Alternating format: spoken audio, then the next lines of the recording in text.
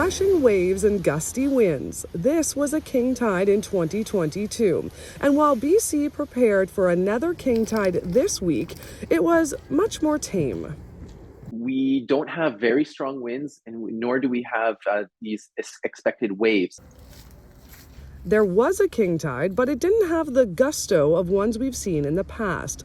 Last year, a king tide damaged the seawall and Kitsilano Pool.